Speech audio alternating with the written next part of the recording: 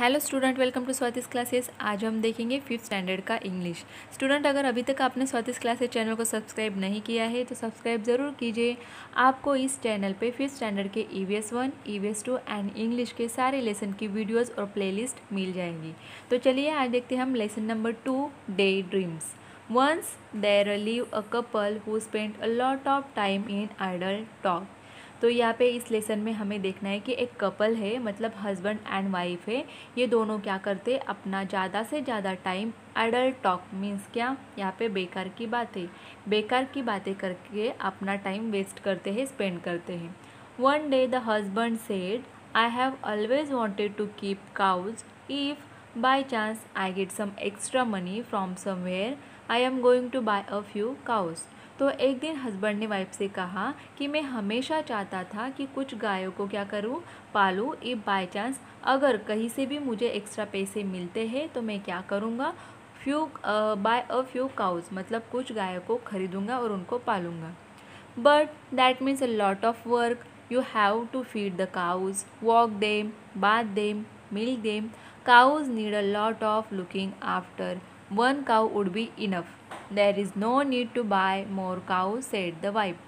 तो हस्बैंड ने ये बात जब कही थी तो उस पर वाइफ ने क्या आंसर किया कि अगर हमें काउस को ख़रीदना है, उनको पालना है, तो हमें क्या करना पड़ेगा, यहाँ पे बहुत सारा काम होगा उनको चारा खिलाना पड़ेगा, उनको घुमाना होगा, उनको मतलब नहलाना होगा, उनका दूध निकालना होगा। तो इतनी सारे काम हमें करने पड़ेंगे। So cows need a lot of looking after. तो काउस को क्या करना पड़ेगा, हमें बहुत सारा काम करना पड़ेगा उनका।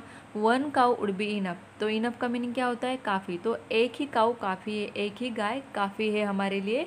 There is no need to buy more cows. तो यहाँ पे कोई भी ज़रूरत नहीं है, हमें ज़्यादा काउस को नहीं खरीदना है, एक ही काउ हमारे लिए बस हो जाएगी, ऐसा वाइफ ने कहा। But think of all the milk we will get if you buy more, said the husband.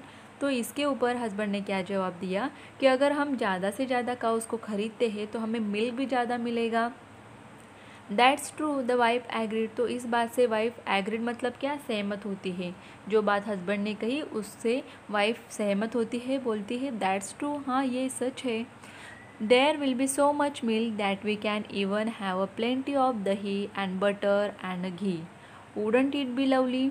तो यहाँ पे वाइफ ने कहा है कि there will be so much milk that we can even have plenty of dahi and butter and ghee. अगर हम ज़्यादा से ज़्यादा खाओ खरीदते हैं तो हमें मिल्क भी ज़्यादा मिलेगा। अगर मिल्क ज़्यादा है तो हमें क्या, प्लेंटी ऑफ दही, खूब सारा दही, बटर एंड घी भी मिलेगा। वुडंट इट बी लवली, ये कितनी अच्छी बात होगी। How lucky that I have all this earthen pots kept aside, कि मैं कितनी लकी हूँ कि ये जो अर्थन पॉट्स का मीनिंग क्या होता है, मिट्टी के बर्तन। यहाँ पे आपको पिक्चर में दिखेगा। तो इतने सारे अर्थन पॉट्स मैंने साइड में रखे हुए हैं। आई will use one of the pots for milk, one for दही, वन फॉर बटर। तो यहाँ पे मैं क्या करूँगी कि एक पॉट को मिल्क के लिए, दूध भरने के लिए यूज़ करूँगी, एक बर्तन में दही के लिए यूज़ करूँगी, और वन फॉर बटर, एक में बटर के लिए यूज़ करूँगी। The ghee I will put in another jar. लेकिन जो घी रहेगा उसके लिए मैं अलग से जार लूँगी। And I will use this remaining pot to send milk to my sister. और ये जो बचा हुआ पॉट है, इसमें मिल्क भर के मैं अपनी बहन को, सिस्टर को सेंड करूँगी। Send milk to your sister, who said you could send milk to your sister. तो यहाँ पे हस्बैंड भड़क जाते हैं और बोलते हैं कि किसने कहा आपसे कि आपके सिस्टर को मिल्क भेजना है। There will be plenty of milk if we have so many cows, why shouldn't I send it to my sister. तो वाइफ ने भी यहाँ पे बोल दिया कि अगर हमारे पास इतना सारा मिल्क होगा, अगर हम इतने सारे काउस को रखेंगे तो प्लेंटी ऑफ मिल्क मतलब बहुत सारा मिल्क होगा, तो मैं अपनी बहन को क्यों सेंड नहीं कर सकती। Because we are going to sell it in the market, that's why. तो यहाँ पे हस्बैंड ने आंसर दे दिया कि इसलिए, क्योंकि मुझे जो एक्स्ट्रा मिल्क हमें यहाँ पे मिलने वाला है वो हमें क्या करना है, मार्केट में जाके बेचना है। I will decide what to do with all that milk. तो मैं डिसाइड करूँगा ये बात कि मिल्क का क्या करना है। And not a drop of it's goes to your sister, remember. तो यहाँ पे हस्बैंड ने गुस्से से कहा है कि आपको एक बूंद भी, ड्रॉप मतलब क्या, एक बूंद भी आपकी बहन को नहीं देना है। ये मैं डिसाइड करूँगा कि मिल्क का क्या करना है। I will see how you can stop me from sending a pot full of milk to my dear sister. I do all the hard work running after the cow, so naturally I will decide what happens to the milk. तो यहाँ पे wife भी क्या है, भड़क जाती है, उनको भी गुस्सा आ जाता है। तो क्या बोलती है कि मैं देखती हूँ मुझे कौन रोकता है अपनी सिस्टर को दूध भेजने के लिए। I do all the hard work, मैं सब काम करने वाली हूँ यहाँ पे काउस का, तो मैं डिसाइड कर सकती हूँ कि मुझे मिल्क के साथ क्या करना है। जस्ट ट्राई स्टॉपिंग मी, आप सिर्फ कोशिश करके देखिए, मुझे रोक कर दिखाइए। द वाइफ एक्सक्लेम, तो एक्सक्लेम का मीनिंग क्या होता है यहाँ पे, चिल्लाना। तो वाइफ गुस्से से यहाँ पे चिल्लाती है। यहाँ पे देखिए आपको पिक्चर भी दिखाई देगा, ये हस्बैंड वाइफ कैसे बैठे हैं और आइडल टॉक मतलब क्या, बेकार की बातें कर रहे हैं। और यहाँ पे डे ड्रीम्स मतलब दिन में ये सपने देख रहे हैं कि इतनी सारी काउज हमारे पास होंगी और हमें बहुत सारा मिल्क मिलेगा। देखिए नेक्स्ट पेज पर देखते हैं। Is that so, shouted the husband, तो वाइफ की बातों पे हस्बैंड को भी गुस्सा आ जाता है। शाउटेड का मीनिंग क्या, चिल्लाना, तो वो भी ज़ोर से चिल्लाते हैं। वॉच दिस देम, तो देखो, अगर आपको मैं नहीं रोक सकता ऐसा लगता है तो देखो फिर। He began to lift and smash the earthen pots one by one, his wife began to scream. तो यहाँ पे हस्बैंड क्या करते हैं, स्मैश द अर्थन पॉट्स मतलब एक दूसरे को टकरा के ऐसे फेंकते हैं एक के बाद एक पॉट्स को। His wife began to scream, तो यहाँ पे वाइफ क्या करती है, स्क्रीम मतलब चिल्लाना, वाइफ भी चिल्लाने लगती है। गोपाल भांड who was passing by heard all the commotion, तो यहाँ पे जो गोपाल भांड होते हैं ये वहाँ से उनके घर के पास से जा रहे थे, तो उनको ये सब सुनाई देता है। कमोशन, कमोशन का मीनिंग क्या होता है, शोर, शोर सुनाई देता है। एंड रश इनसाइड, रश का मीनिंग क्या, पहुँचना, तो वो क्या करते हैं, घर के अंदर पहुँच जाते हैं। When he heard what had happen he pick up a stout stick that stood in a corner, तो उनकी ये सारी जो बातें हैं ये सुनने के बाद वो क्या करते हैं, एक कोने में उनको क्या स्टिक दिखती है खड़ी की हुई, तो स्टिक को लेते हैं। And began to swish it through the air and pound it on the floor, तो ये क्या करते हैं, देखिए आपको पिक्चर में भी दिखाई देगा, जो कोने में स्टिक खड़ी रहती है वो स्टिक लेके आते हैं और स्विश का मतलब हवा में क्या करते हैं, घुमाते हैं। The husband and wife were both astounded to see his antics, तो अस्टाउंडेड का मीनिंग क्या होता है, चकित होना, तो हस्बैंड और वाइफ ये देख के चकित हो जाते हैं।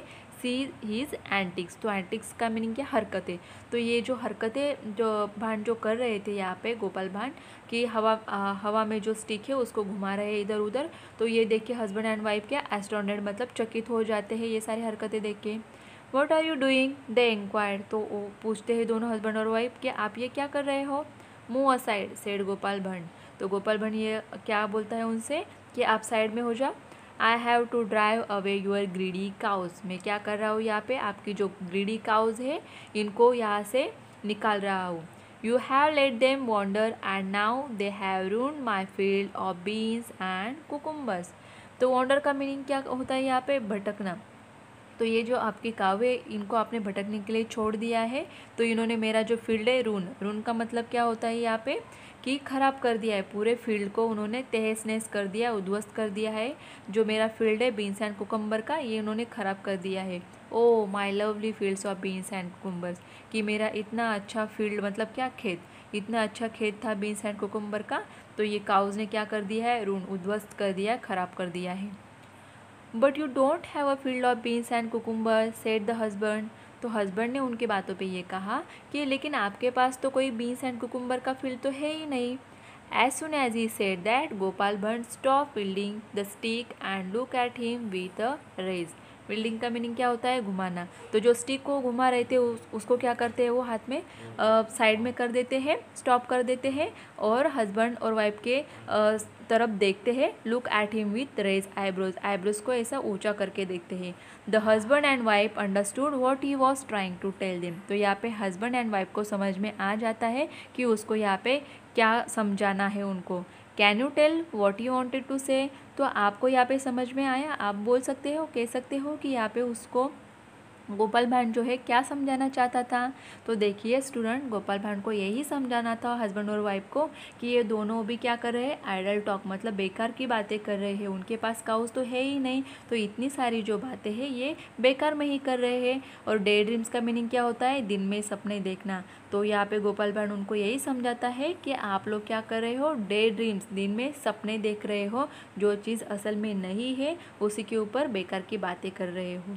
तो देखिए स्टूडेंट, आपको भी ये लेसन अच्छे से समझ में आ गया होगा। अगर आपको ये वीडियो अच्छी लगे तो लाइक करें, आपके जो 5th स्टैंडर्ड के फ्रेंड्स होंगे उनको शेयर कीजिए, और चैनल को सब्सक्राइब नहीं किया है तो सब्सक्राइब ज़रूर कीजिए।